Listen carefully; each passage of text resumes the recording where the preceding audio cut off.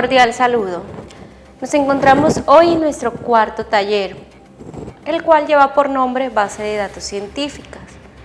Como en cada encuentro, es un placer nuevamente acompañarlos desde este ladito de la pantalla y compartir con ustedes.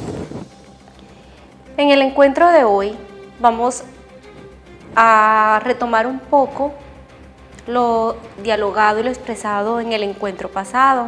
Recordemos que nuestro encuentro pasado consistía en qué es la investigación y teníamos un compromiso que era hacer un escrito de algún artículo que nosotros consideramos llamativo. Vamos a empalmar entonces lo visto en el taller anterior con este cuarto taller. Vamos a hablar sobre las bases de datos científicas y las revistas científicas. Pero primero vamos a profundizar un poquito sobre qué es una base de datos científica.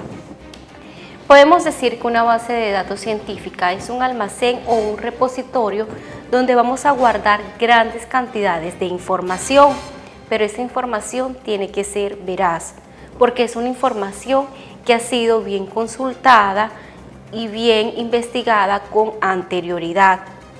En estas bases de datos se encuentran trabajos o información que ya está organizada por un título, un autor, un resumen o abstract o unas palabras claves o descripciones. ¿Por qué les digo que tiene que ver con el encuentro anterior? Porque en el encuentro anterior ustedes estaban consultando sobre qué es investigación y cómo se desarrolla investigación desde la escuela. Y yo les recomendaba que ustedes copiaran de dónde extrajeron esa información, que colocaran el libro, el título, ¿sí? O si fuera una revista o un artículo. Entonces, para que miren, una información, para cuando vamos a hacer investigación, la información no puede ser consultada en cualquier lugar. Por ejemplo, casi siempre buscamos esa información en Google, que es el buscador más conocido y más utilizado. Pero no quiere decir que toda la información que ahí está recopilada es una información veraz, ¿sí? Porque ahí suben informaciones de un blog, de alguna persona que hace algún comentario o alguna página web informal, que es información que tal vez no ha sido validada por personas expertas. ¿Qué son las revistas científicas? Las revistas científicas son el principal instrumento de transferencias de la información científica, que adelanta una hipótesis o una conclusión que se va a desarrollar posteriormente. Pero ¿cuáles son las características de este artículo? Primero, que debe tener un autor, los cuales son las personas que han escrito o que han hecho una investigación con antelación y que tienen como un producto ese escrito que se llama artículo. Tiene un contenido. Para ellos haber escrito eso han tenido que elegir un tema, un determinado tema, y tienen ya unas referencias, unas reseñas bibliográficas. Tiene una audiencia. Casi siempre ellos escriben para alguna persona, no lo hacen simplemente por escribir y ya, sino lo hacen dirigiéndose a un público determinado. En este caso son estudiantes o docentes o otros investigadores como ellos. Tiene una publicación. Estos artículos son publicados en revistas de instituciones académicas avaladas o por editoriales académicas. Tiene una edición, como así, estos artículos ellos los escriben, pero tiene que ser revisado por unos profesionales que son especialistas en estos temas de revisión y que le dan la aceptación de lo que ellos hacen. Estas personas son denominadas también pares. Los artículos también tienen una apariencia, como así, los textos tienden a ser bastante densos, incluyen tablas, son muy pocos coloridos y la mayoría de ellos no tiene publicidad. Y estos artículos finalmente tienen una frecuencia de publicación. Se publica de forma mensual o de trimestral en las revistas avaladas, ya sea por instituciones o editoriales académicas. Pero listo, ¿cuáles son esas bases de datos científicas o dónde las podemos encontrar? En la web podemos encontrar muchas. Muchas de ellas son privadas, Es decir, que para ingresar a ella se debe contar con un usuario y una contraseña propio de la universidad que es dueña de esa base de datos o de esa editorial, pero existen también otras bases de datos científicas que son libres.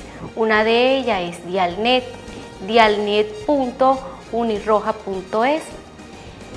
Como vemos en el ejemplo en pantalla, estoy en la página de Dialnet Plus y voy a buscar como ejemplo el uso de las TIC. Le damos clic en buscar y mire la cantidad de documentos que me va a aparecer sobre el uso de las TIC.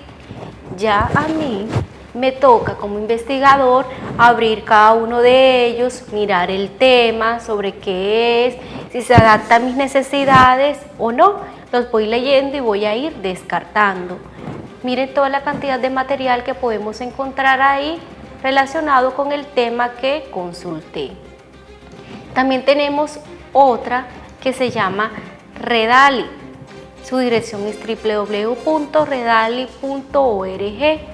También vamos a consultar el mismo tema sobre el uso de las TIC. Le damos en el buscador uso de las TIC en la educación básica.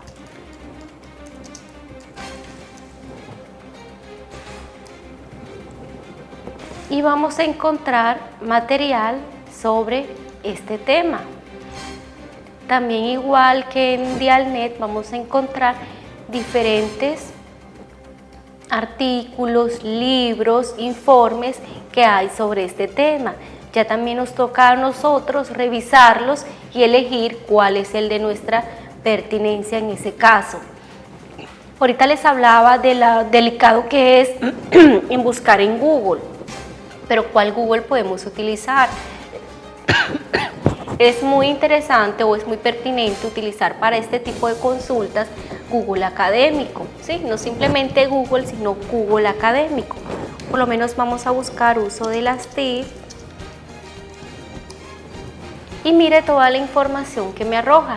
Si nosotros vemos la apariencia o el entorno de este Google Académico, es bastante diferente al del buscador normal.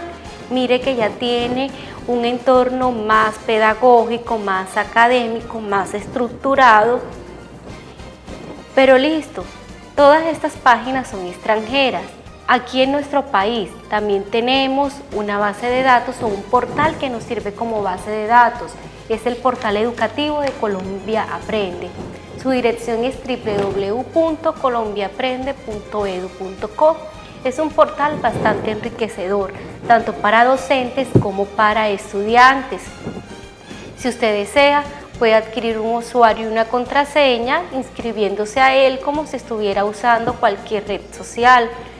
Miren que hay diferentes tipos de materiales para docentes, estudiantes, incluso la misma familia, investigadores, estudiantes y docentes de educación superior. Pero allí vamos a encontrar una colección de contenidos,